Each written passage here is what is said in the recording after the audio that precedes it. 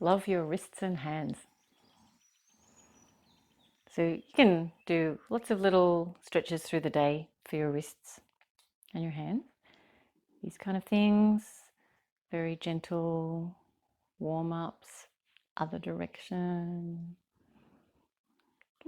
But how do you stop injuring your hands from when you're doing lots of salutes to the sun or strong arm balances?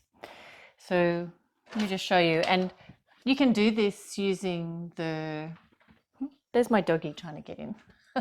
You can do this using a wall if you have trouble with the pressure on the floor.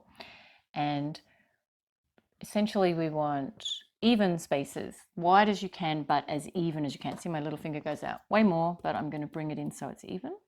You might have a different space in your fingers. Good. And you press the finger prints and the base of the index finger.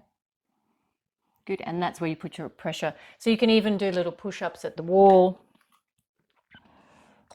and they're not too difficult for your wrist. So if you have trouble with your hands, we try to get nice, even spaces, nice straight fingers, and a little bit of work for your upper arms.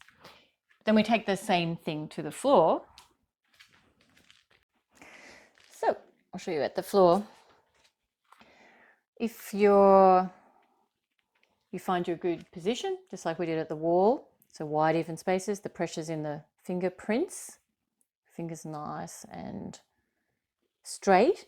Just watch your little finger doesn't turn white. Maybe it's a different finger for you. So we're trying to keep just a nice even pressure.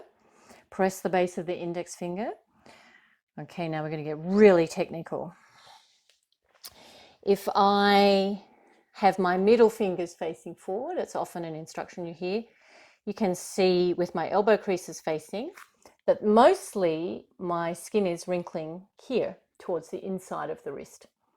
Okay, so I can feel more pressure here and it's uncomfortable. It's not spreading the pressure properly across the wrist. So try,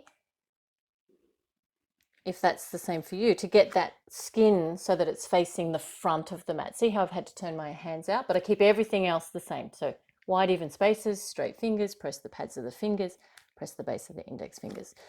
So that slight turn out. And now the pressure is much more even across my wrist. So when I try my stronger hand balances, like downward facing dog pose or Vasisthasana, okay, feels much easier in my wrist. All right, so try that. Just try turning your hands, see where it feels best for you, but wide even spaces, press the base of the index finger, press the fingerprints, and see how you go. The further the shoulders are over the wrist, the bigger the stretch.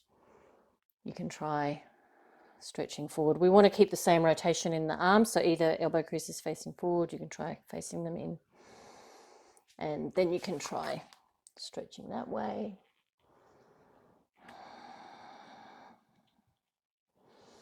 And stretching that way.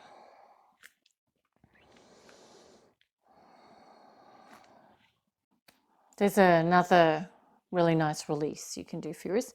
Just encircle your wrist with your opposite hand, and we're trying to make more space in this little collection of bones here.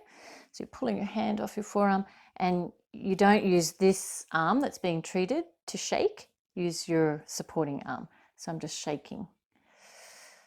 Oh, that feels nice. Okay, so encircle, pull the hand off the forearm, make a little bit more space, and then I use this arm to treat.